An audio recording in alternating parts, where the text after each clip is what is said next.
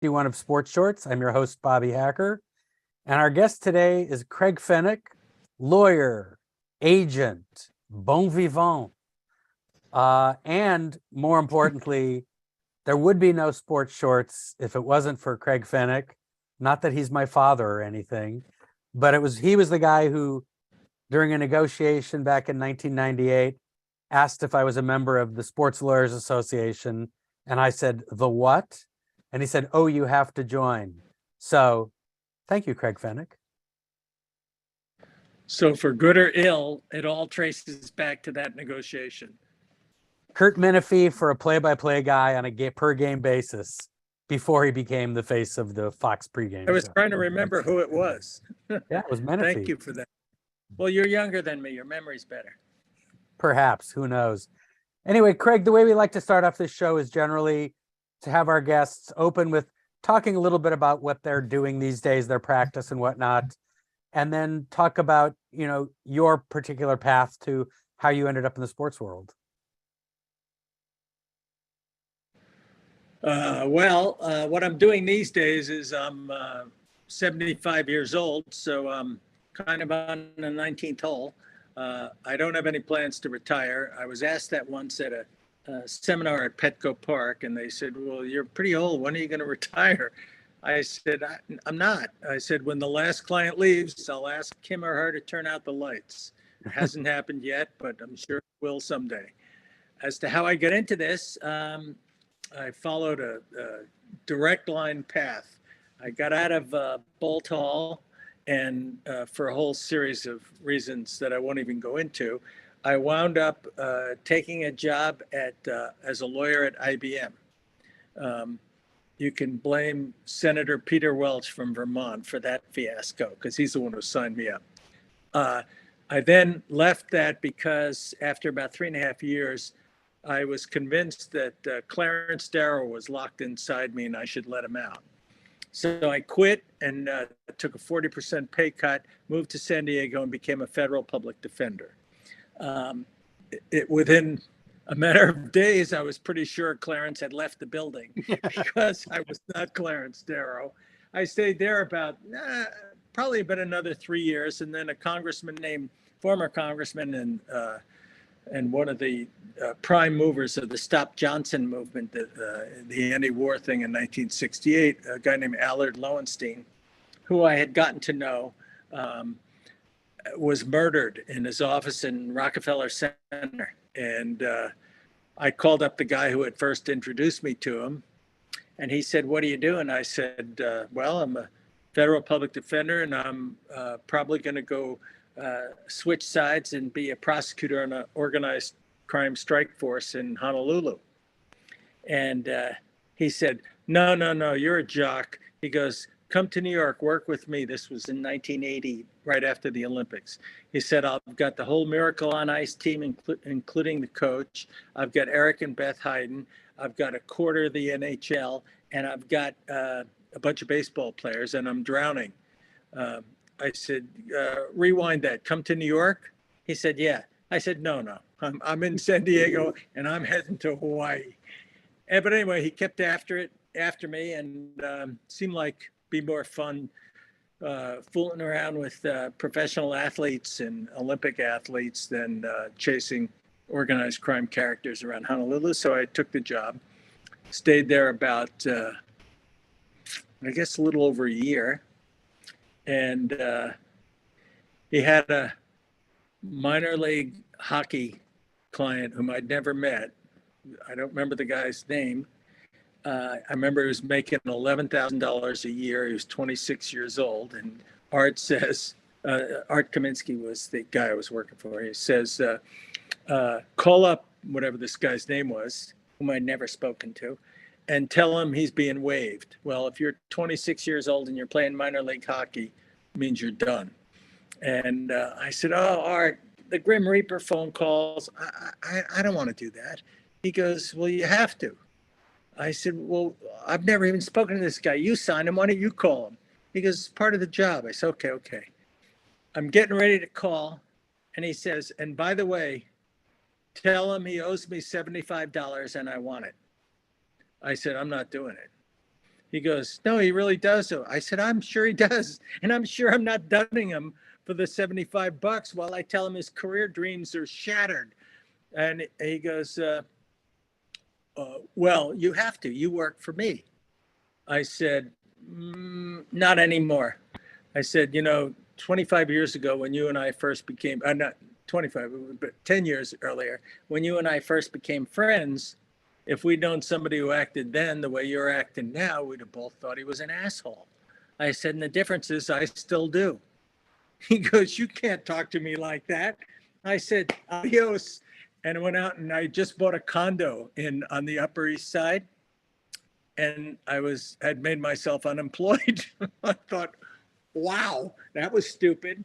And I went out on my own and went up to a College World Series regional game. It was Yale against St. John's, baseball, this is. Baseball And, powerhouses. Yeah, right. Found a motel. It would cost $21 a night, but you couldn't sleep with both eyes closed. And went to this game, and the Yale pitcher throws an 11-inning no-hitter and loses 1-0 to this lefty from St. John's in 12. And I'm thinking, I want both these guys. Well, the two guys were, the guy from Yale was Ron Darling, and the guy from St. John's was Frank Viola. I tried to sign them both. I finished second for Darling. I did sign Viola, and we were off and running. It was my first salary arbitration. Eventually, he was, we won. He says to me, Frank says to me, Tal Smith, he's a pretty nice guy. He was handling the salary arbitrations for the owners. I said, yeah, he's a pretty nice guy. I said, but when you were gone, he went to the bathroom.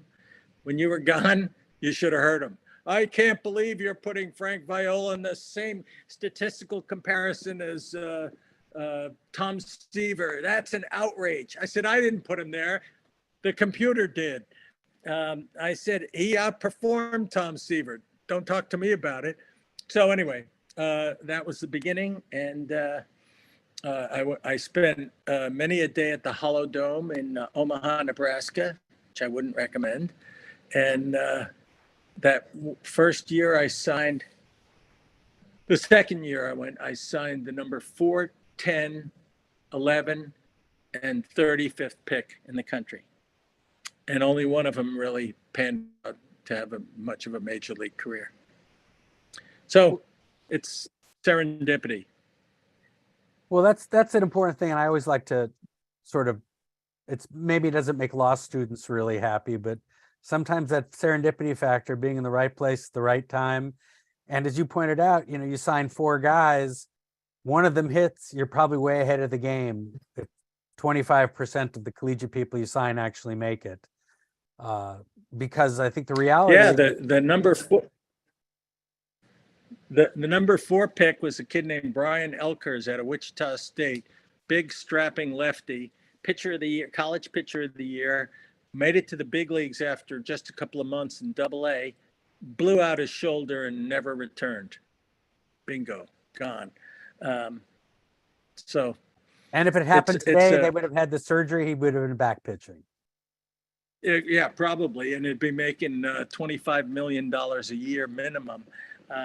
So that's another thing I want to touch upon. So when you did your first baseball deal, we're talking the early 80s, right?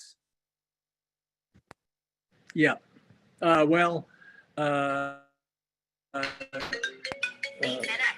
course.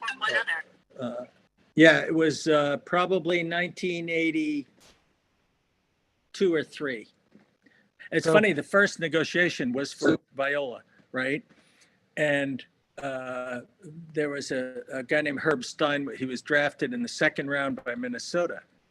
And so the scout comes in and he does the fandango, shows him pictures of where he'll play at Tinker Field, blah, blah, blah. And then he makes him an offer.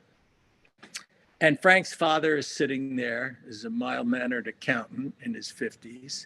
And he offers Frank $25,000 to sign. And even then, that was way under market.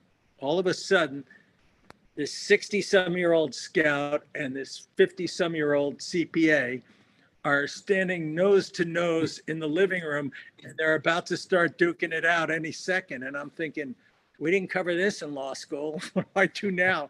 And I remember I was at like 33 at the time. I got between them and pushed them both away. And I said, Mrs. V, maybe you should take Mr. V for a cup of coffee in the kitchen. And then I turned to the guy from Minnesota. I said, there's the high load and the low road. And then there's the road you took, which is subterranean. I said, you should be ashamed of yourself. And Frank didn't sign. The next day, Frank's coach called him in and said, he said, just you and I, Frank, we'll talk. I hear it didn't go well. So Frank apparently goes there.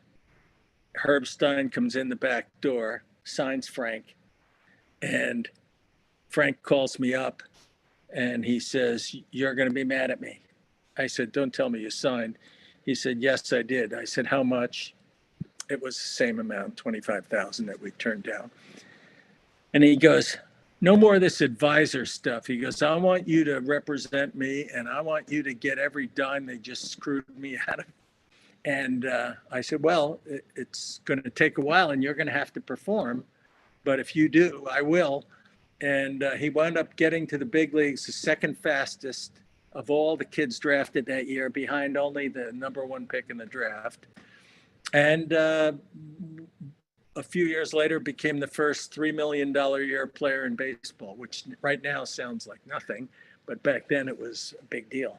So Yeah, well, that's the other thing. happy ending. Right. I mean, it's all relative, but a guy signing for 3 million then, that's when 3 million was worth a lot. There was a lot of money there. And Yeah, I now, thought. yeah, I mean, the scale has changed, but also, you also found yourself, in addition to the, doing these baseball deals, and you did a lot of baseball players for a long time, and we could go into war stories about the great players who got hurt or the players who didn't listen, who had a future but failed, but enough guys to keep you afloat. But somehow or other, in the midst of all of this, you became a media representative, a media agent, a media lawyer. How did you end up in that world? Well, I was at winter meetings in Louisville. No, not Louisville, at the Grand Ole Opry in Nashville. And there are a bunch of funny stories around that, which I can or cannot go into depending on what you want to do here. But I was bored because going to the winter meetings of baseball was 90% standing around watching the grass grow and 10% like feeding frenzy. And I was in the media room just hanging because I was just killing some time. And Susan Waldman walks up to me. And I don't know how many of our people there know Susan, but she's the Yankee radio analyst. And she For says like to the me, last who are 40 you? years? She's been doing it Yeah, like over right. 30, right? She was the first voice ever heard on WFAN. And she's been doing the Yankees, I would say 25, 27 years, I'm not sure. But she walks up to me, and I'd never met her. And she said, who are you? So I told her. And she said, well, what are you doing in here? You're not in the media. I said, well, I'm trying to stay awake because this is boring beyond belief. And she said, I remember this. She said to me, what do you think of a woman sports broadcaster? And I said, well, if she's any good, she's like a great left-handed pitcher. You can't get enough of them. And if she's not any good, who gives a damn? And she said, give me your card. I gave her my card. Been representing her ever since. So, sometimes it goes that way. So she was your first media client? No, actually, she wasn't. And in fact, she admitted to me maybe 20 years later that she knew who I was. My first client at FAN was Mike Francesa. Um, I don't know who my first media client. Oh, you know who my first media client was? The former editor of the Daily Californian. Uh, uh, I'm blanking on her name now.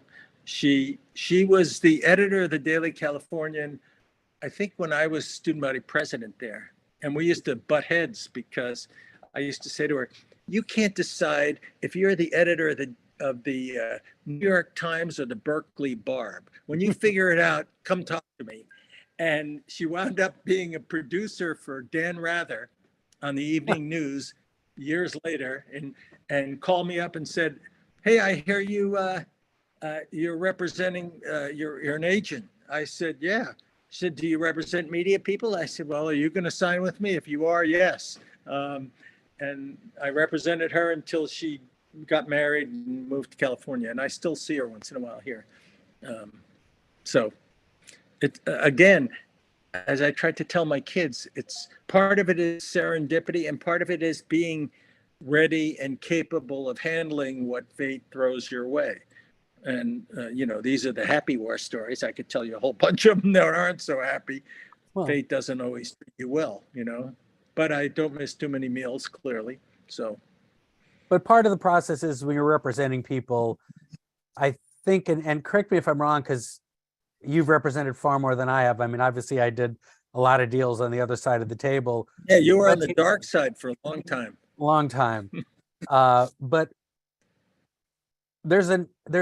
my sense has always been that there's a sense of, I don't know if competition's the right word, but as an agent looking over your shoulder, because a guy in a locker room has a guy sitting next to him going like, "Oh, your agent didn't get you." Then you get the call, "Why didn't you get me this?"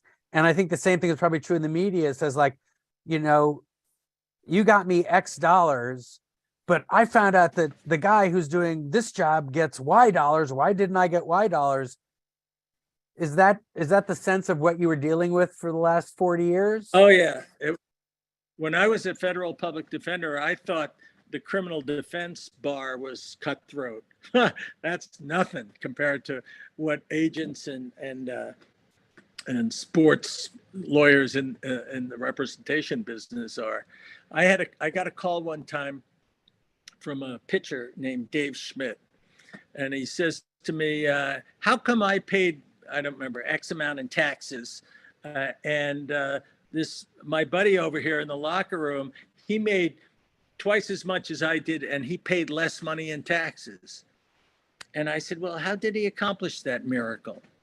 And so I hear him whispering to the guy, and he comes back and he says, he bought 27 units of some crazy tax shelter, right? And which of course was probably disavowed by the IRS down the road, and who knows what happened. And I said, "Well," I said, "Interesting." I said, "Have him send me the prospectus, but isn't this the guy that blew out his elbow trying to throw a baseball over the stallion on top of Mile High Stadium?" And he goes, "Yeah, that's him." I said, "I'm not sure this is the guy we ought to be taking tax advice from." And he goes, "Forget I called," hung up. So yeah, I know we in part of, as you know, in the history of the SLA, we have a lot of student members, and I don't want like the stock question of, "Oh, what classes would you recommend people taking?" That's not the point. And I think you made it earlier in our conversation, you made a statement about something about, well, they didn't teach me this in law school. But, you get some basics, the sort of that which you need to know to pass the bar, and that what you need to know to do capable legal research. But what advice do you have for students when they're jumping into the real world? Well, first of all, when I went to law school back in 1969, there was exactly one intellectual property course, and it had to do with print media. There was a contract course, which was so ungodly boring that I stopped going around, I don't know, October or November of my first year. Little did I know contracts were going to be my life's work. So I would say follow what your interest is, but if you're going to try to be representing people, or if you're going to work on the dark side, and I'm sure I'm alienating half the membership, uh, understand what constitutes a contract, and because people will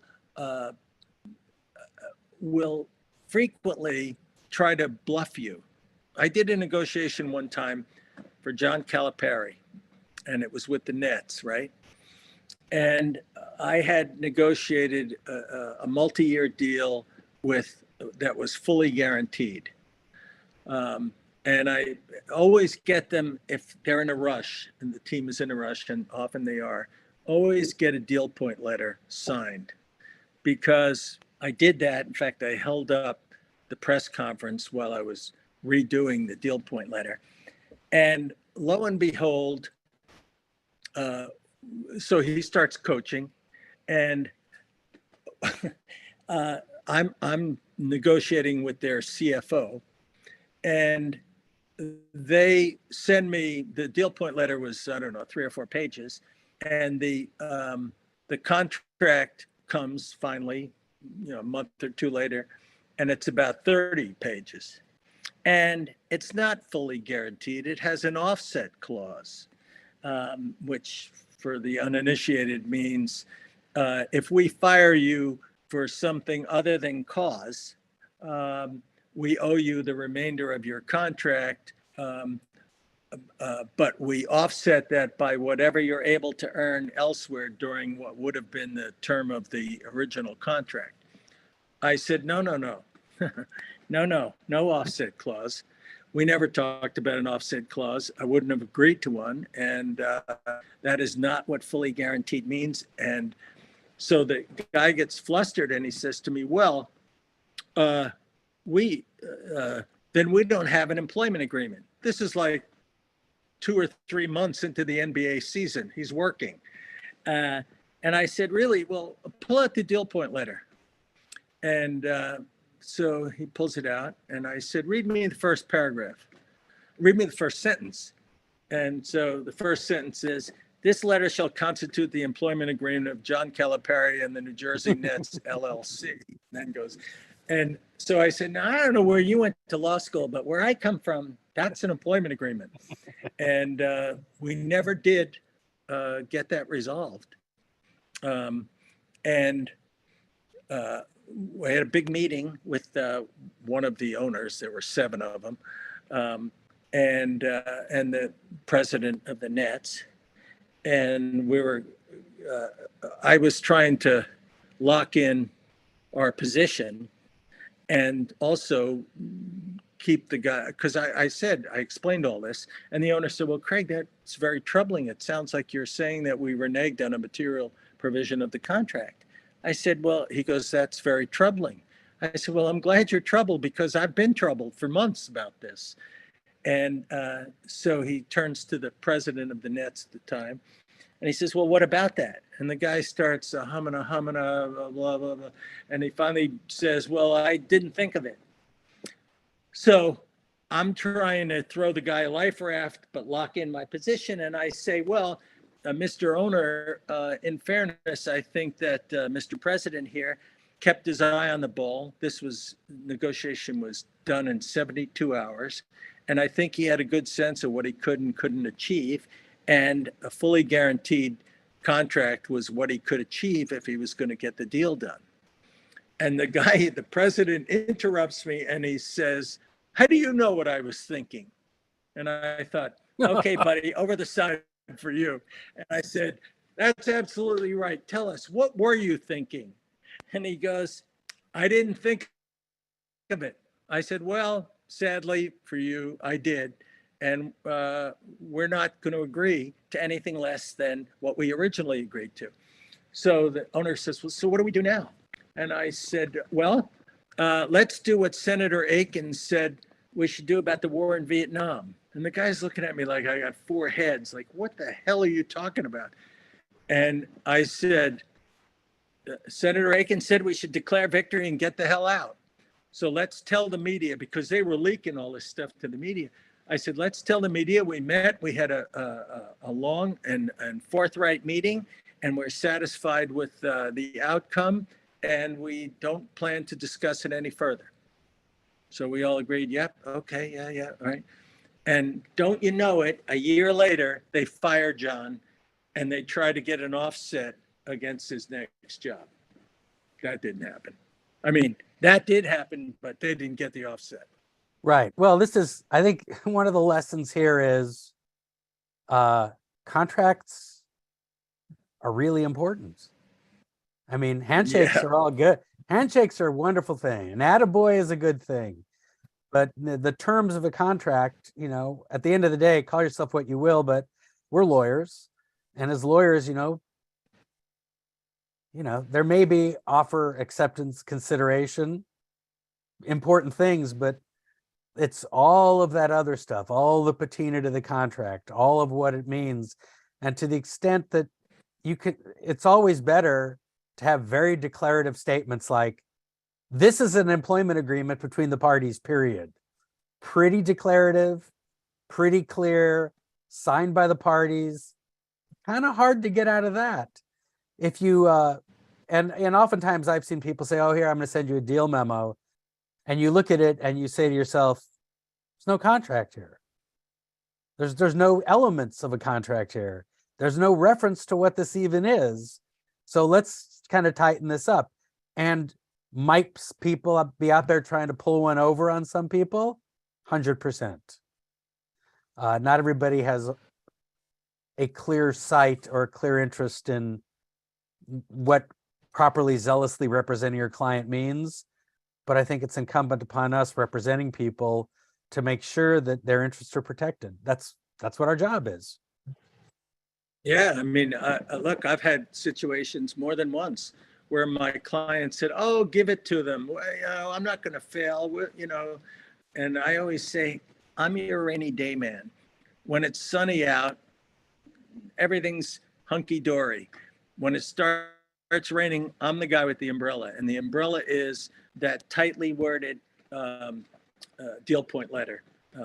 And that's saved more than one time. I would highly recommend that. Right. I mean, it's really important. And I've had people, you know, younger lawyers, I said, well, they've asked me to comment on something. And I said, did you read the contract? And they said, yeah. And I said, well, how do you feel about the indemnification provision? And one young lawyer said, oh, it's just standard language. I said, go back and read it again. And they came back and they said, wow, it's only one way. I go, oh, do you think that would serve anyone? Do you think that would really serve our client's interest? And they're like, no. I go, so don't get caught up when somebody says, oh, it's just boilerplate. There's no such thing as just boilerplate in an agreement. Every word relates to every other word. And if you're not going to have the time and the patience to go through it and make sure, and go through every what if question, and as long as you can answer every what if question in a way that benefits your client, you're okay. But if there's a what if question that might be to the detriment of your client, you got to figure out how to tighten it up. Well, and part of the problem is that these days, a lot of times what you hear is, I don't have the power to change that. This is corporate policy coming from above, the CEO. And my answer to that is, corporate policy is like situation ethics. You can use it to justify any behavior you want. And what's corporate policy today can be not corporate policy tomorrow. But if you don't have the leverage, you know, you're just banging your head against the wall, and it's not getting you anywhere. Sometimes those indemnification clauses are ridiculous. You're working for a multi-billion-dollar corporation, and your client's supposed to defend and indemnify them. Seriously? They're going to go right through your client to get to the corporation. You're going to be collateral. They won't even notice that you're collateral damage. But the corporation's going to insist that that clause be in there, even if they never actually, I mean, they're not stupid. They know who the deep pocket is, but it's, sometimes you can change it. I had a negotiation one time where they, quite honestly, the outfit that wanted to hire my client, the first thing my client said was, I'm under contract to this other place. And this was a billionaire owner. And he said, I don't care. And then he offered my client equity, right? And so my client says, well, what should you do? I said, he's offering you equity. That's FU money. You take that offer. I said, if you don't take that offer, I'm going to come over there and kick your ass. So his wife starts laughing. So I start negotiating with his white shoe lawyer, the billionaire owner's white shoe lawyer. And there's a clause in there that says, well, if the company that he was employed by sues for tortious interference, my client is supposed to indemnify and hold harmless the billionaire owner. And I said, no, that's not going to work. And I said, you are aware that the first words my client spoke when your client contacted him was, I'm already under contract. And the response was, I don't care. So this clause isn't going to read that we defend and indemnify you. It's going to read that you indemnify us. You defend and indemnify us. And there's a big silence. And I said, I'm just guessing that your client neglected to mention that part of the conversation to you. And he goes, that would be correct. And in that case, they really wanted my guy. So he, they agreed to it. So worked out okay. Nobody sued anybody. Right. And, it's the same, by the same token, we've all been in situations on whatever side of the table you're on, and you get that corporate answer in whatever form it is, we'll never do this. And sometimes you just happen to know that, oh, yes, they will, because I got it from another client on another deal. And that usually is a great conversation stopper. You did? Yeah, it is.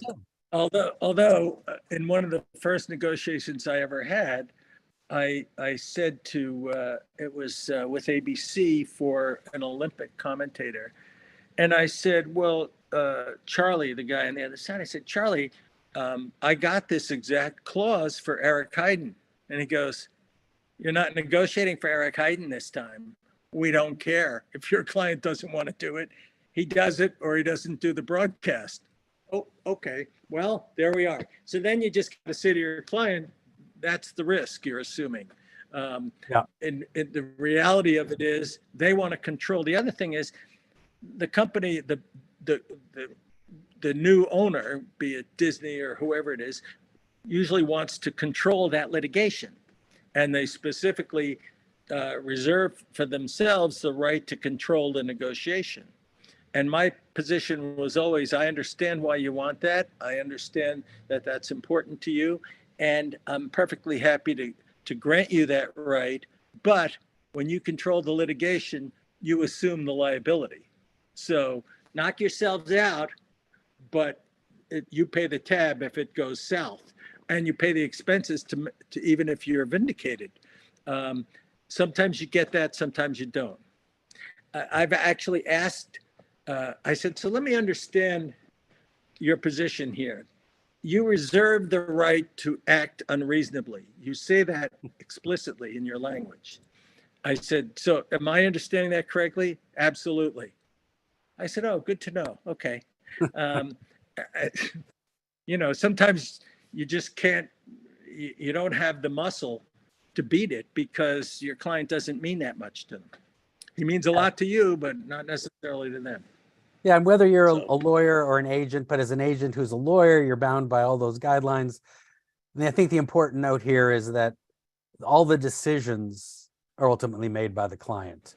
You can give the advice and counsel and they tell you what you want, you get it. But at the end of the day, you sit there and you say, there's a problem with this, this, and this. And if your client says, I understand that, I want to go forward, you usually send an email saying, I just want you to make sure that you understand blah, blah, blah. They say yes, you sign the deal. Their decision. You don't Yeah, have the position I always of being paper told. that. Yeah. Right, because that could come back and bite you in the butt. I had a client one time who was going to work for Air America. Remember the sort of Yeah. left-wing outfit, radio outfit. That's where Rachel Maddow started. Sadly, Rachel isn't the client I'm talking about because I didn't represent her. So my client tells me what she's looking for in the deal. I managed to get better than that for her. She's thrilled. She's all excited. She has a production meeting. I don't know what happened in the production meeting. All I know is I get a phone call after it saying her deal is off the table. Now, we hadn't gotten the contract in written form yet, and they want nothing to do with it. She's all upset. She says to me, "You have to get that back for me. I'm getting on a plane to San Francisco in like 3 hours, and I need to know that I have that deal locked in." So I called the guy back, the attorney. She really burned a bridge. Again, I don't know exactly what got said in that production meeting, but it wasn't good. But I got her another gig there, not quite as good, but you know. And I said to her, she goes, "I have to sign this before I get on the plane." I said, "Well, that's really not feasible because there are still things in here that I don't like that I want to try to change." She said, "No, I don't care what they are. I want to sign them." I told her what they were. I said, "You understand, I wouldn't bless this deal. In fact, I would recommend against it." She says, "Nope, I want to sign it." Okay, she signs it on her way to the airport. She gets off the plane, and I was in, this was when I was in New Jersey. She gets off the plane in San Francisco, and she calls me and says, "You know what? I don't feel very well protected by you." I said, "What?" She goes, "Well, there are things in here that I really don't want in my contract." I said, "I told you that." And I reviewed the history of what happened. And she goes, "Well, I just don't feel that you protected my interests." I said, "I'll tell you what, don't pay me and don't ever call me again." I said, "We're done." Because I can't trust you for 5 hours. I said, "So I want nothing to do with it." And that was that. I mean, it was one of the shortest relationships I ever had. Well, Craig, look, thank you for taking the time. Great chatting with you. I hope to see you soon. Everyone out there checking in, don't forget, it's time to renew your SLA membership. Go to sportslaw.org, rejoin, register, become a member. Annual conference, May 11th to 13th in Los Angeles. Topic of this year's conference is The Athlete.